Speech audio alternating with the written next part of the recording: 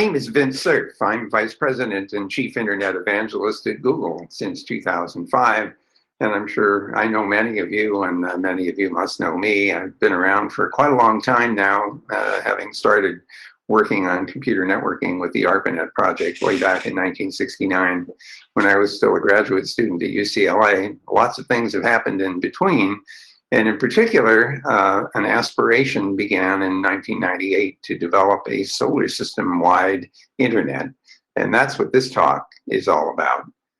So let's start out just by reminding you that the first demonstration of the internet capability, the serious demonstration, came in 1977 when I was at ARPA running the program as a program manager, and wanted very much to show by demonstration that the TCP/IP protocols would actually work with different kinds of packet switch networks, with different data rates, different packet sizes, different latency, different error rates.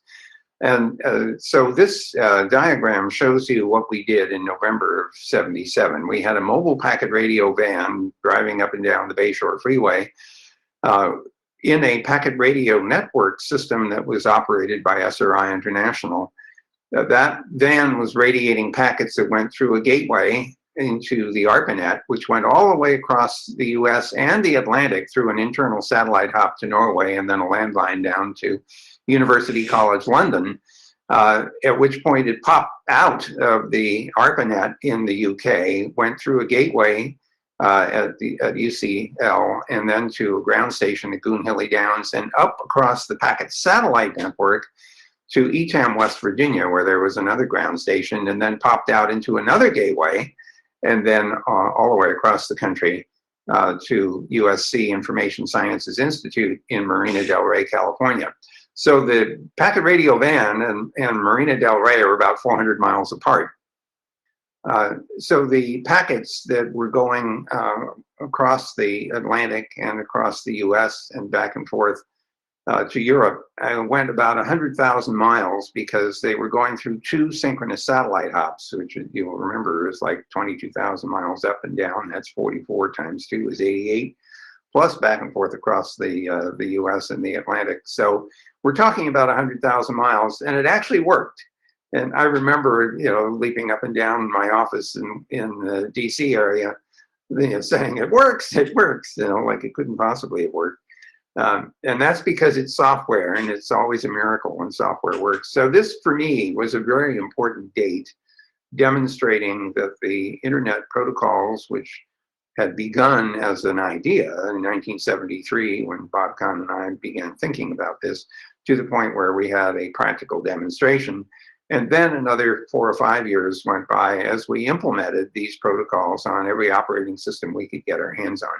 So that was a very important milestone. And then, of course, we look at the internet today, and what we see are hundreds of thousands of networks, including the ones that operate in your homes and offices, like the one I'm using right now, which is a nice 600 or 700 megabit connection to the internet backbone. What I intended to show with this chart, which is actually fairly old, it was done in 1999, and it's a rendering of the Border Gateway Protocol backbone routing forwarding tables. The point about the different colors is that there are literally hundreds of thousands of networks that are operating each independently of each other, each of them with whatever software and hardware the operators choose, whatever business model they choose, and whoever they want to connect to is their negotiation on a pairwise basis.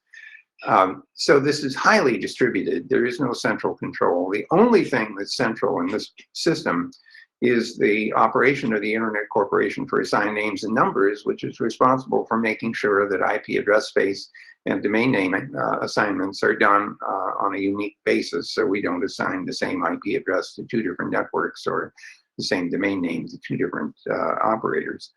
But that's the only element of coordination in the system. Otherwise, it's highly distributed. So this has turned out to be a very powerful tool. We've seen all the benefits and some of the harmful difficulties with misinformation and disinformation. The question, though, is, could we do something like that in space? So in 1997, some of you will recall that the Pathfinder robot was landed on Mars successfully after a 20-year gap, because in 1976, 2 Viking landers arrived on Mars, sent by NASA.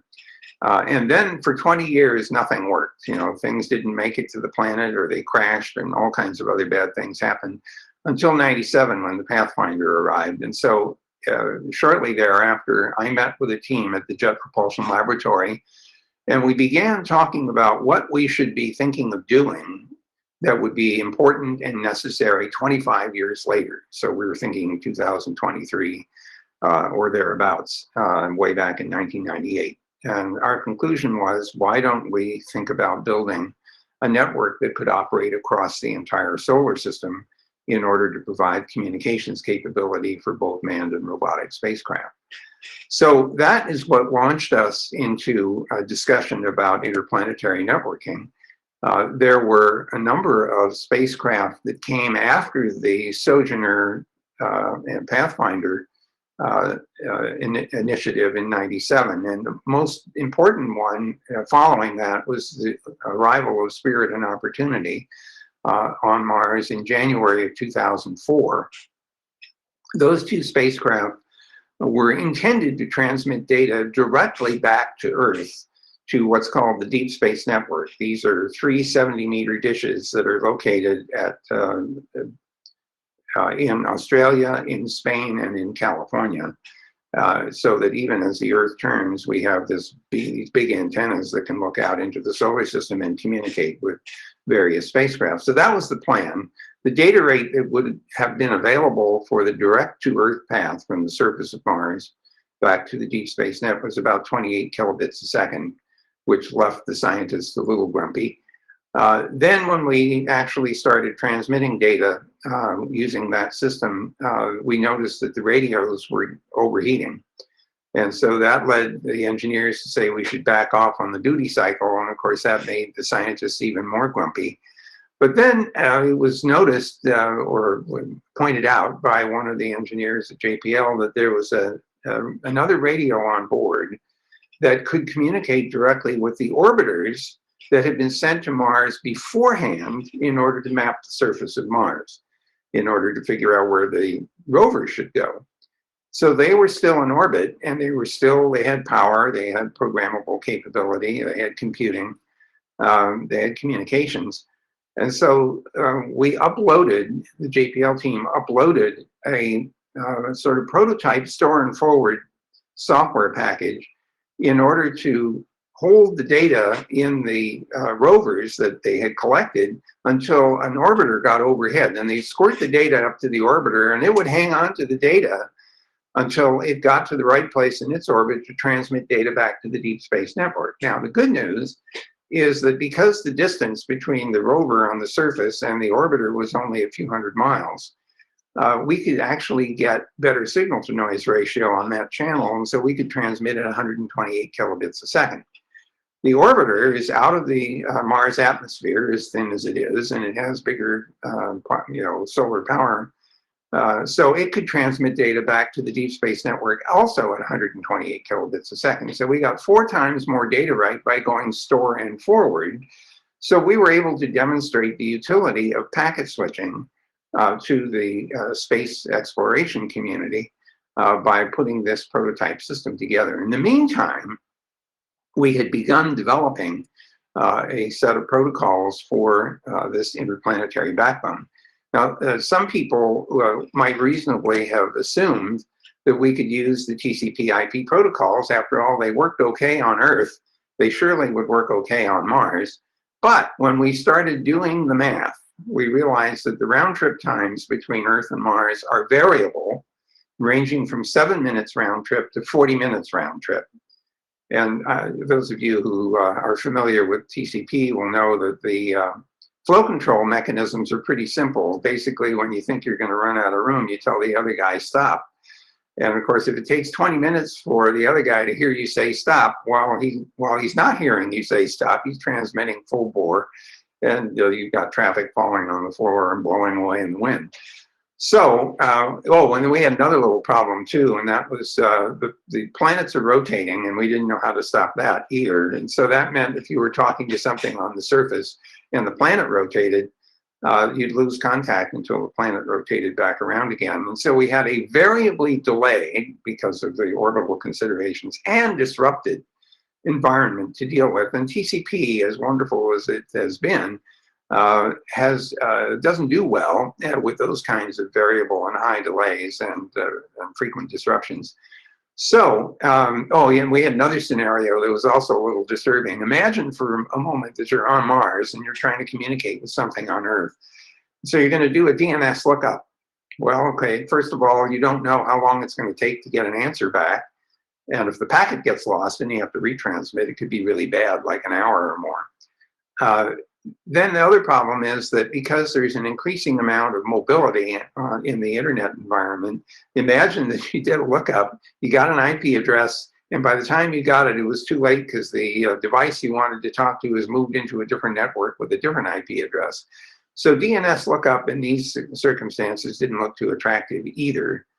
And so we decided, okay, rather than trying to contort the TCP/IP protocols and the other protocols that go with it, we said, let's just look at the design of a network that operates in a delay and disruption tolerant environment. And so we developed what's called the bundled protocol. Again, it's like the internet space, it's a layered architecture. First thing we did was, with regard to name resolution, was to have a two-step resolution. The first one is, which planet are you going to?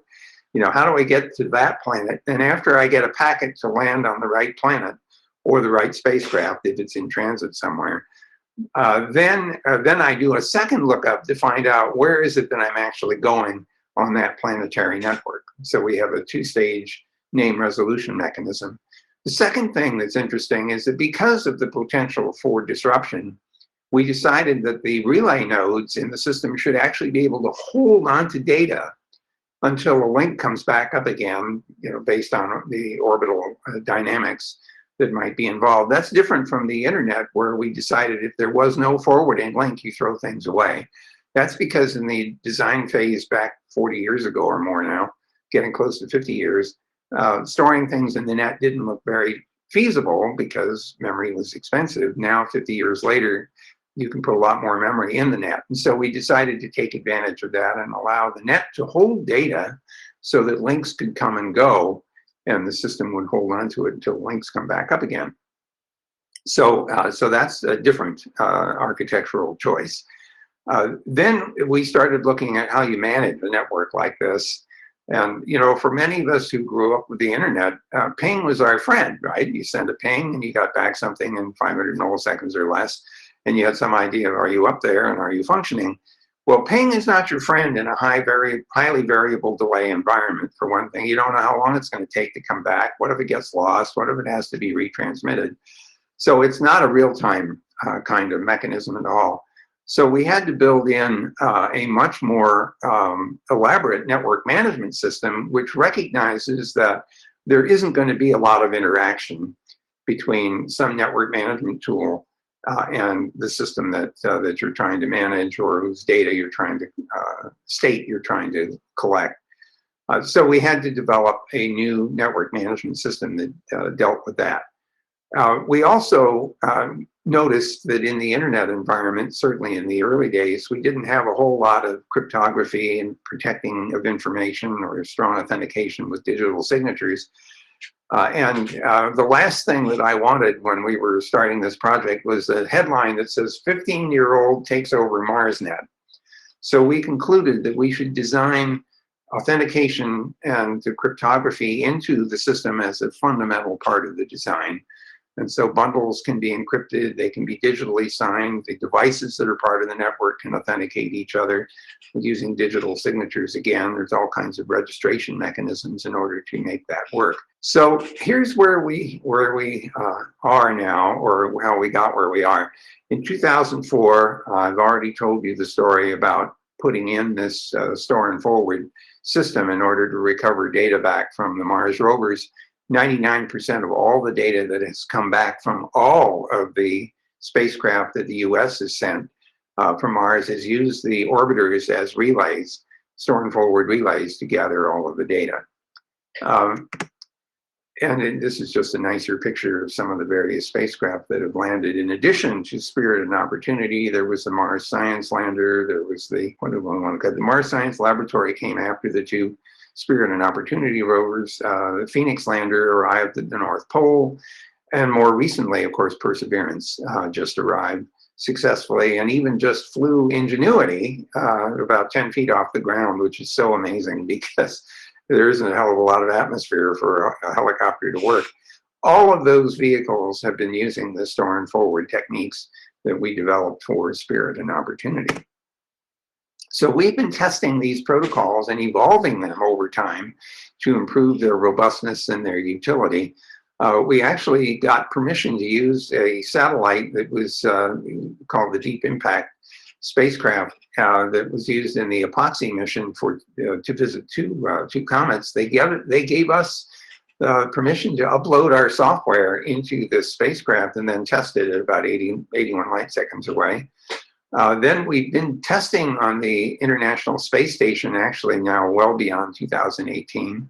We did a Meteron test in order to find out whether these protocols that were designed for highly variable delay and disruption would work in real time if, in fact, the distances were short.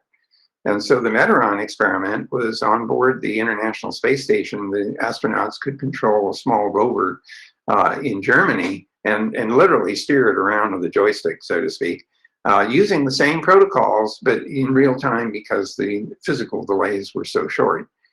We also did a high-speed experiment using lasers, bouncing a signal off of the moon and coming back to Earth and then running the protocols on top of that laser-based signal. We were able to get 600 megabits a second. So the important point I want to make here is that the protocols functionally span over quite a wide range of latency, disruption, and speeds. And so it has a broader footprint, functional footprint, than TCP/IP.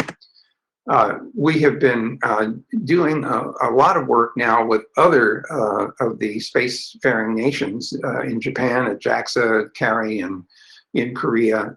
We've been working with ESA, with whom we did the Meteron experiment, for example. We've also set up a DTN working group in the IETF, which has been standardizing the bundle protocols version 6 and now version 7, which we think is a stable version that we're going to use. We've also worked, this team has worked with the Consultative Committee on Space Data Systems, which is an agency of the UN where all of the spacefaring nations get together to standardize communication protocols for space comms. And we've standardized the bundle protocol through CCSDS as well. So we've operated in parallel with the DTN working group in the IETF. There's another exciting application was undertaken by Luleå University, which is about 60 degrees north in Sweden. The group there is using the bundle protocols in order to track reindeer who are wandering around with the Sami reindeer herders. And the idea there is to use this variable connectivity and opportunistic routing in order to track the reindeer as they wander around in their, wherever it is that the reindeer go. So this has been something in an unusual way of testing the robustness of the protocols. There also are implementations of this protocol for Android, for example, or for some other small programmable devices. Ubiquity is another example. I've already mentioned that we're working together with the other spacefaring nations on standardizing and using these protocols. The protocols have been implemented in reference form, and they're available, several of them, from GitHub, one of which is the ION implementation that NASA is using for most of its work. But there are several other implementations as well. And in the future, what we're planning is to make available these applications that run on top of the bundle protocols. First of all, making use of those capabilities for the return to the moon, the Artemis program, that the US has mounted, and the Gateway program, which is an international effort to put a spacecraft in an eccentric orbit to sort of act as an elevator to go from Earth to Mars, or Earth to the moon and back, bringing the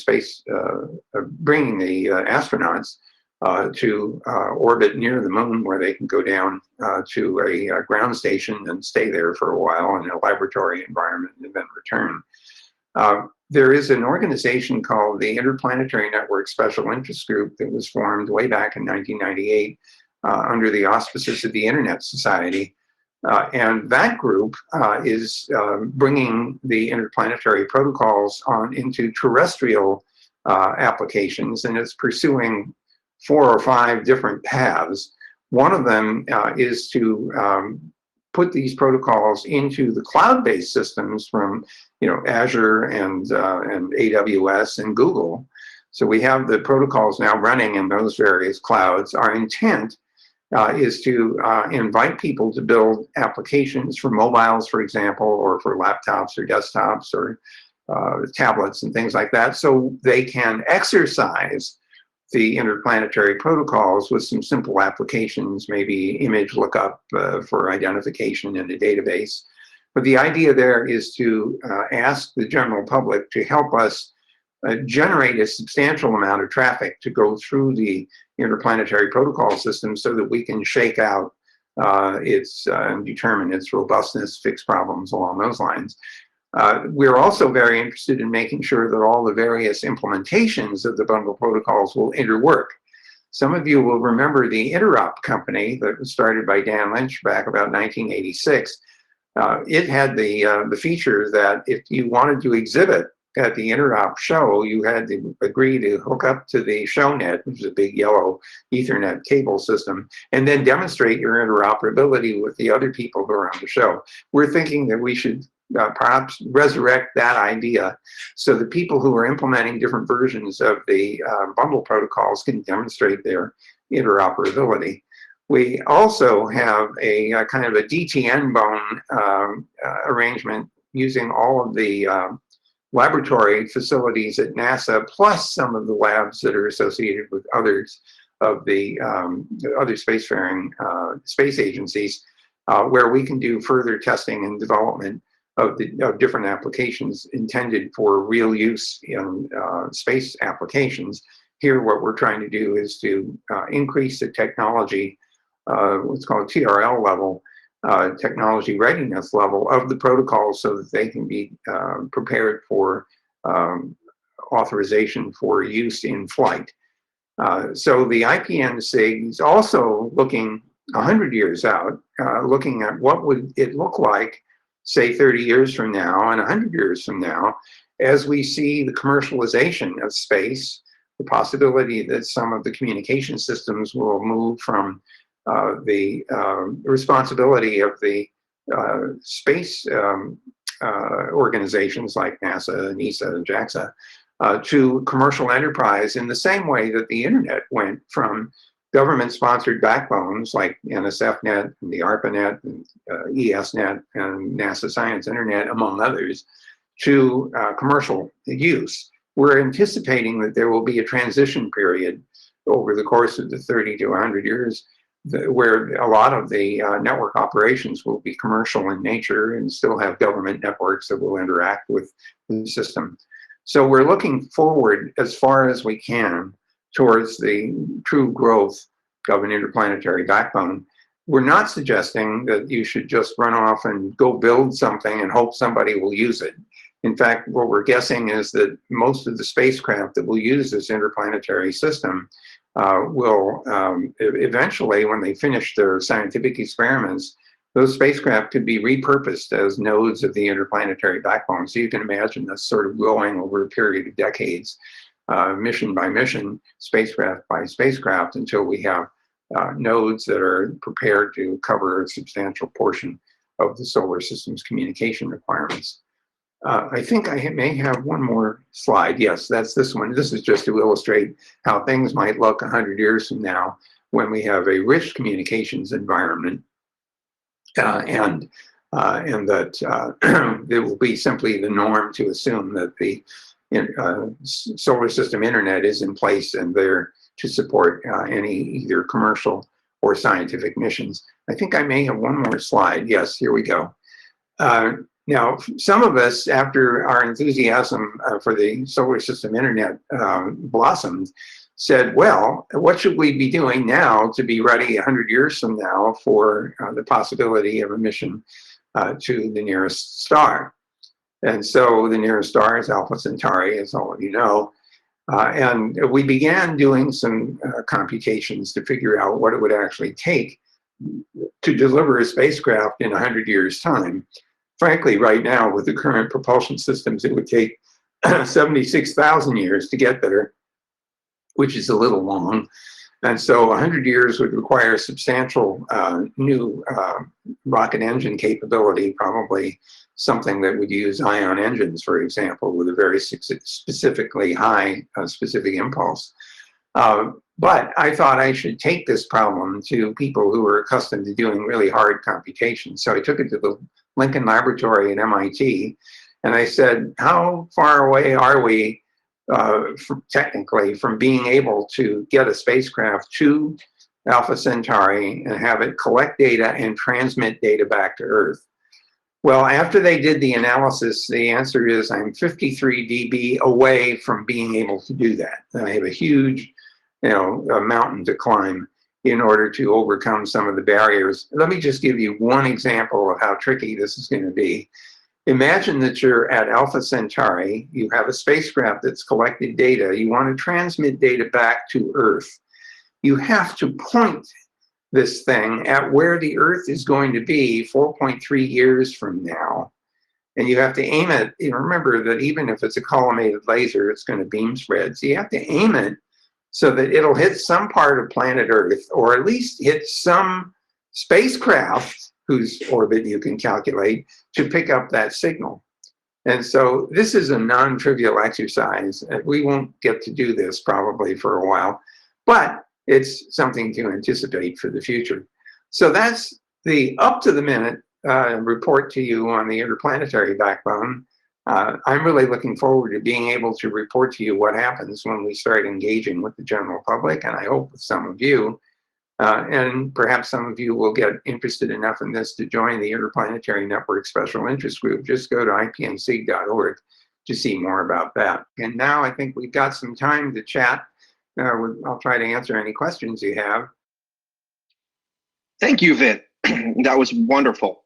Oh, we have approximately 28 minutes to field some questions, and we have 5 right now. I'm going to read them to you. Okay. Could you please explain why 28 kbps made people grumpy? Well, it made people grumpy because 28 kilobits a second is not very high data rate, and considering the increasing amount of content that the rovers are capable of generating because of the analytics and all of the imagery. I mean, there's a significant number of cameras, for example, on board Perseverance, as there were on the other rovers. So 28 kilobits isn't very much. The excitement right now is optical, and I think I mentioned in my talk that we've at least done one example of an optical link to the moon and back at 622 megabits a second. Of course, the data rates tend to fall off as you go farther and farther away because the signal-to-noise ratio gets smaller unless you can get the antenna to be bigger or the power signals to be higher.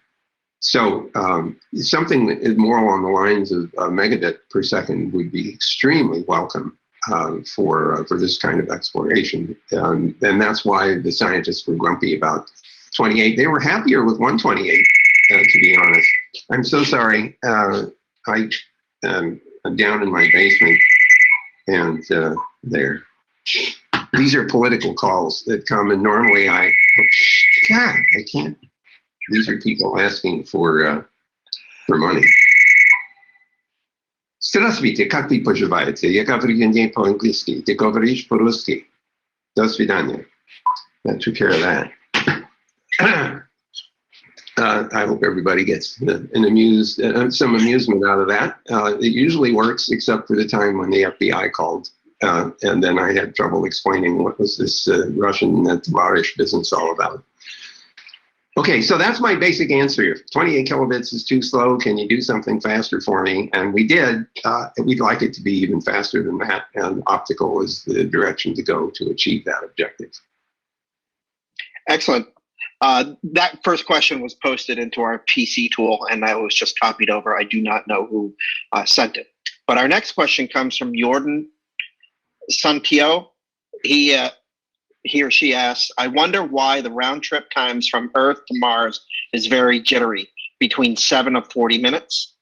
Question. Oh, it's not jittery at all. It's simply a consequence of orbital motions of both Earth and Mars. Keep in mind they're in ellipsoidal, nearly circular orbits around the sun, but since they're not moving at the same speed, Earth is going around in essentially 365 days, and Mars is going around in more like 620 some odd days.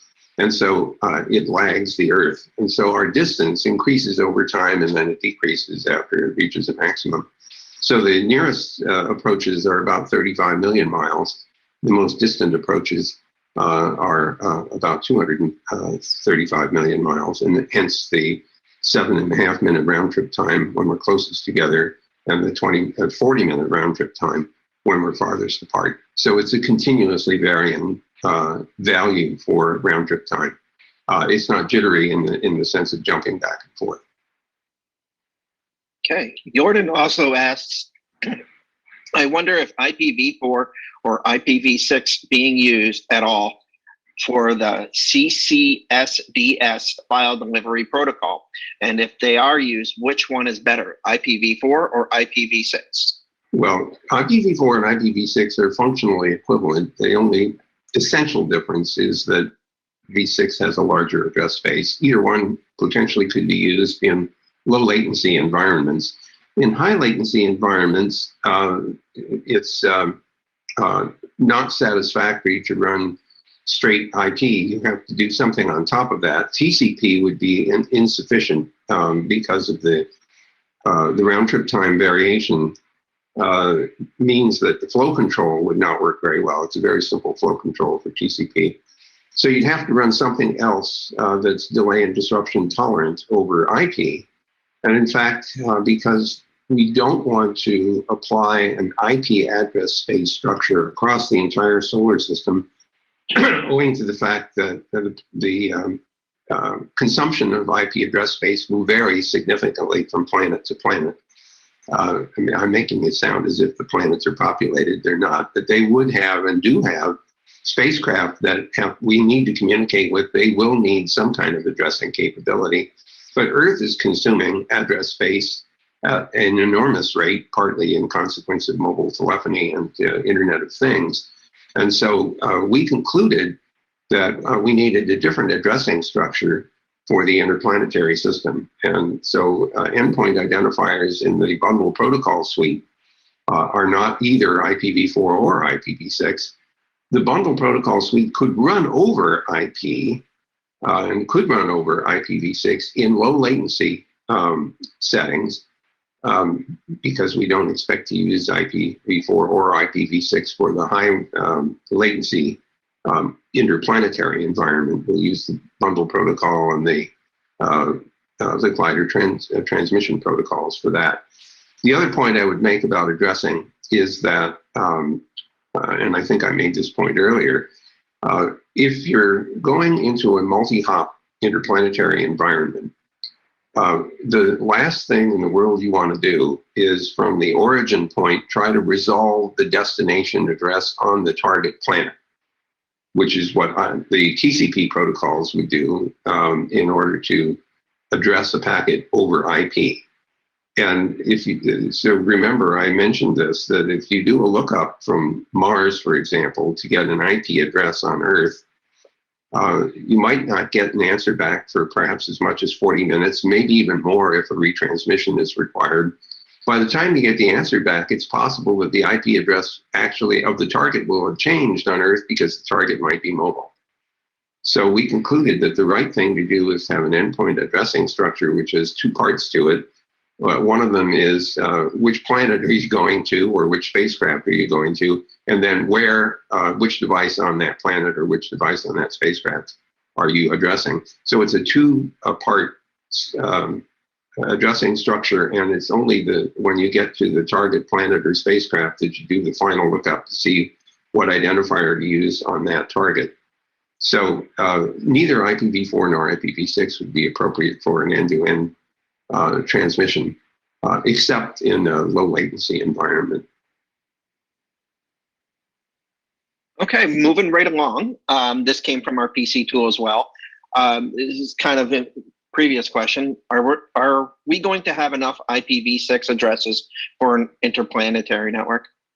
Well, the implications of my previous answer are that no, and so we aren't going to try to use IPv6 to address the entire solar system. We were thinking, 100 years ahead, that there would be at most modest populations on the moon and Mars, possibly only scientific things.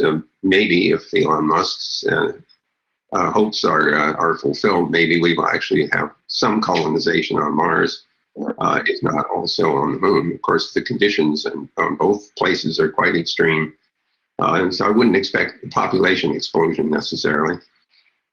However, we just were thinking in general that the consumption rate of IP address space on Earth would continue undiminished. And so having to share the address space with the rest of the planets just seemed like a mistake, in addition to which the two-part addressing structure would not be accounted for in the case of IPv4 or IPv6. So we would allow, technically, each of the planets to have their own V4 or, in fact, a V6 address space, completely separate from and not reachable directly from any of the other planets or any of the other spacecraft. It gets tricky when you imagine a spacecraft going from Earth to Mars, let's say. While you're on Earth physically or maybe in Earth orbit, you could be using address spaces that are specific to Earth. As you're in transit and not either near Earth or near Mars, you need another endpoint addressing mechanism. And then when you get to Mars, you need the third one. So we concluded that we had to have endpoint addressing that takes those scenarios into account. And so we could distinguish between a thing on Earth, a thing that's in solar system space, but not associated with any planet or moon or anything, and then a device that's local to one of the planets or one of the moons in the solar system. So the endpoint identifier structure of the bundle protocol suite takes that into account, which IPv4 or IPv6 would not. Excellent. This last question also came from our PC tool. What skills do you think a network engineer will need to operate an interplanetary network? This is a really, really good question. So thank you for asking that. The first thing that you have to do is to let go of all of your intuition about networks being responsive in the sense of ping being something that gives you an immediate sense of whether the target is alive and well, or whether the SMTP network management system is functioning, or whether you could have fairly interactive exchanges between network management system and a particular device that's being managed. The SMTP designs and even the proprietary designs tend to take into account a notion of easy interaction, short, low latency interactions to set variables and to gather data or send commands. The situation in the interplanetary environment is that the delays are sufficiently high and the delivery is sufficiently uncertain that you need a different kind of network management system, which is delay and disruption tolerant. The implication of that is that you're typically going to be sending a chunk of commands to the target, which the target would then execute autonomously and then respond at its convenience. So we have a much less interactive kind of design than typical Earth-based internet management systems. So again, ping is not your friend, and the network management system has to be properly configured and designed for a high latency and potentially lossy environment.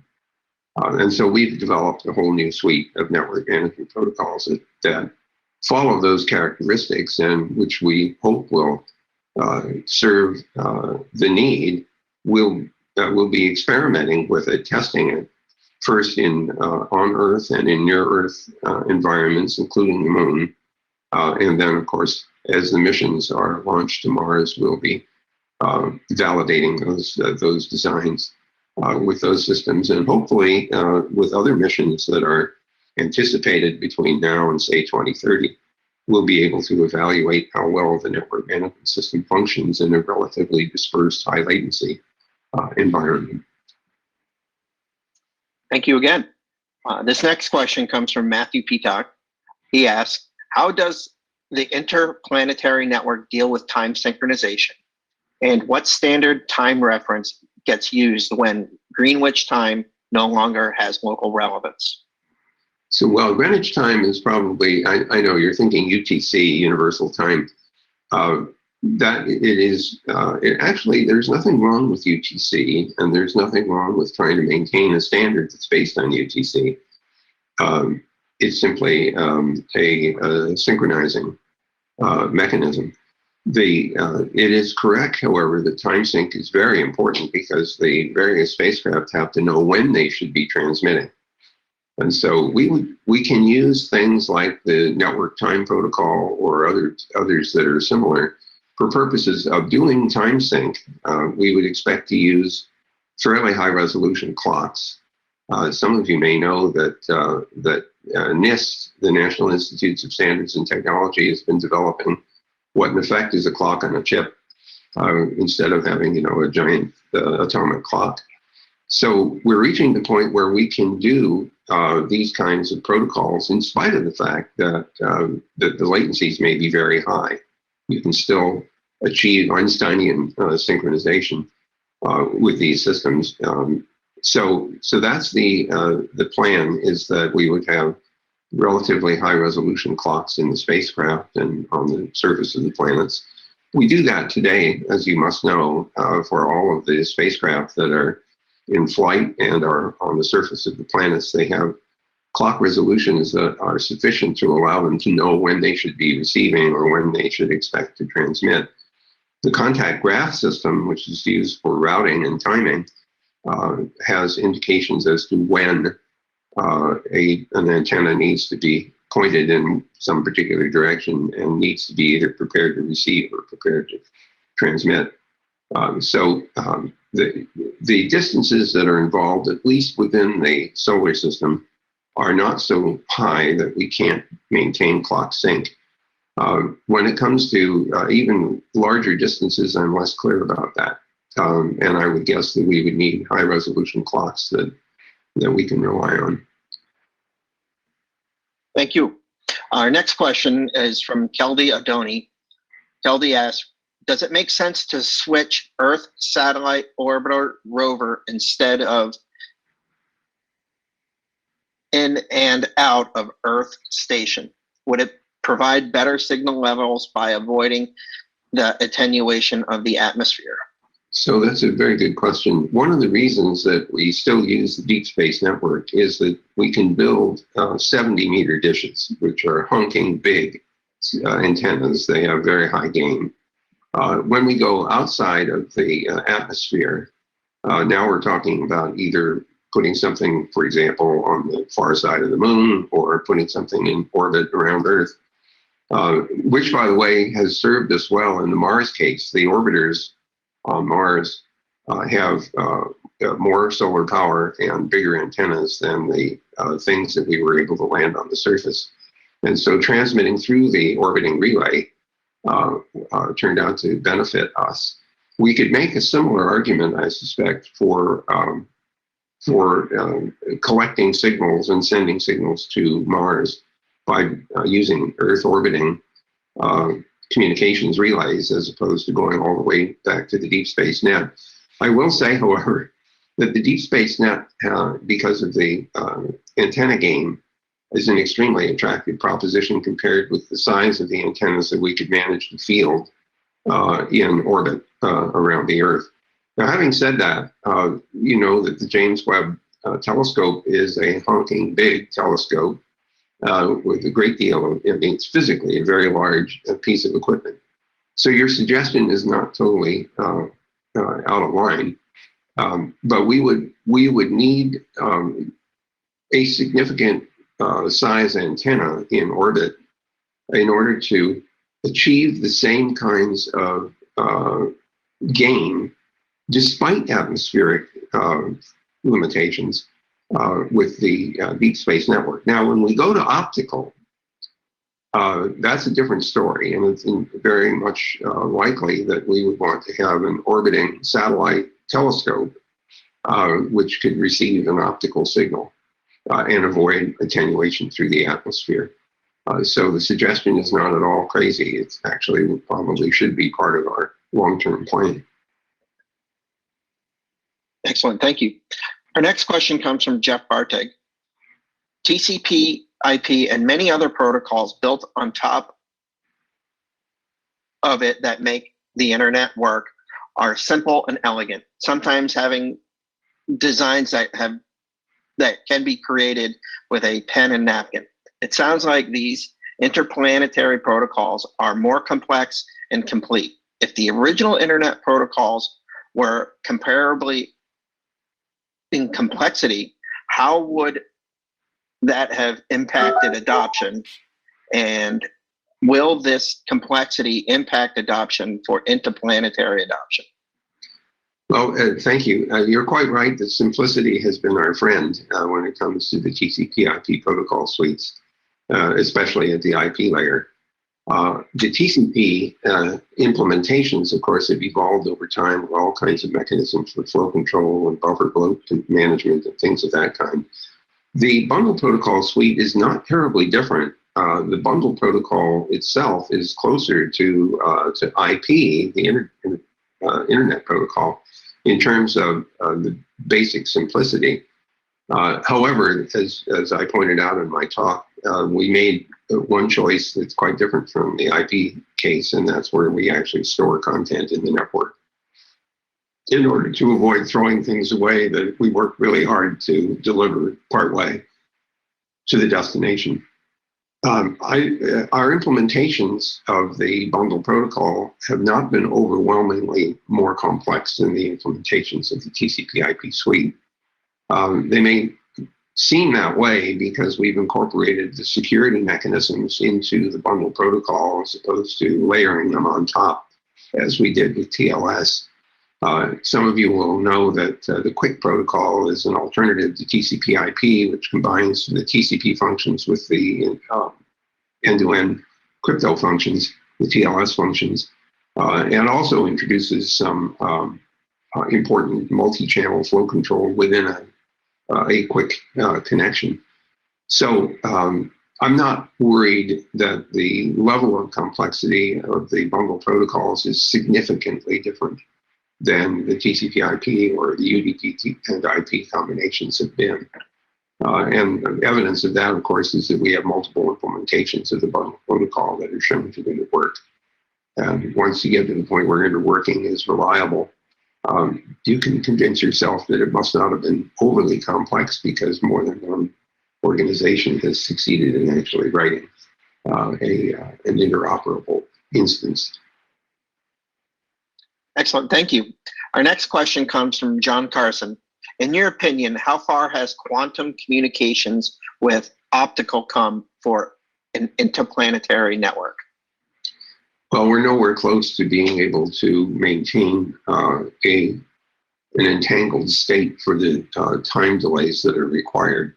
If it's even in 7 minutes, or well, 3.5 minutes is actually quite a long time to maintain a quantum entanglement, which is what you need in order to have successful quantum communication. There's work going on with quantum relays, but again, the interplanetary distances are really extreme. And so it's not yet clear. I think the longest anybody has ever transmitted and received an entangled photon is on the order of, I want to say, 1,500 kilometers. The Chinese have been going from a ground station through a satellite and then back down to another ground station.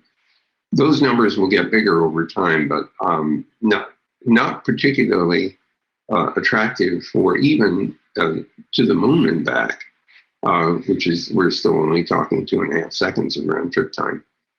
So as excited as many of us have become about the possibility of quantum internet and quantum relays, we're really far, far away from, no pun intended, from being able to maintain quantum entanglement long enough for that to be useful.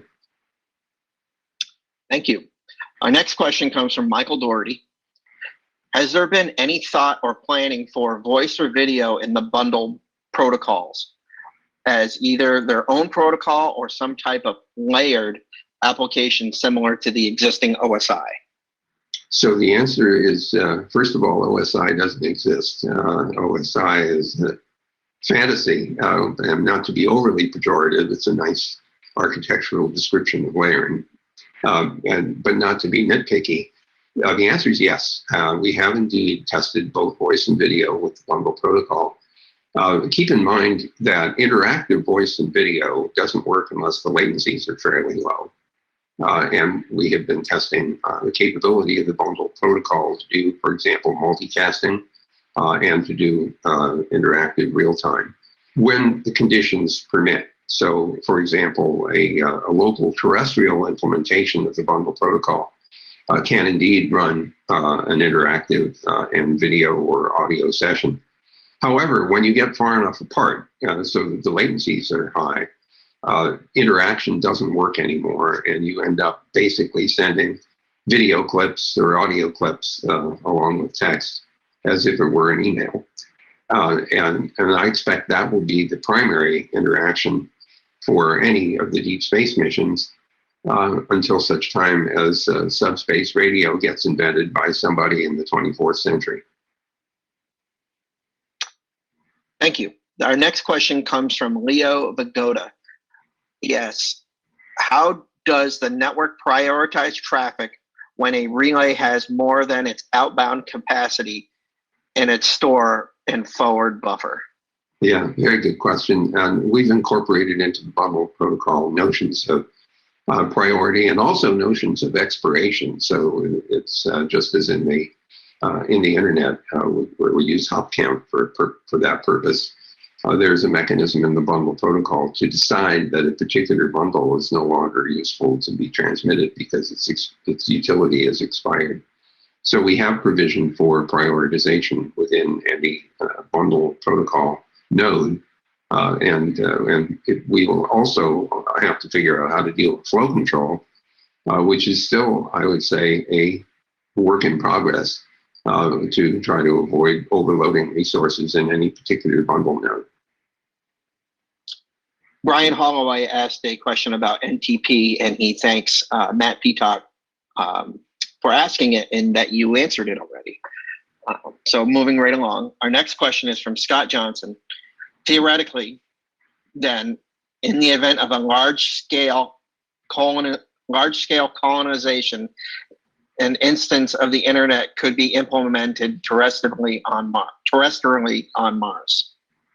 So the answer is yes. If we can implement it on Earth, we could certainly implement it on Mars. It does raise some interesting questions, though, because the implementations on Earth have taken advantage of a number of technologies and their support structure, for example, fiber optic networks and things of that kind.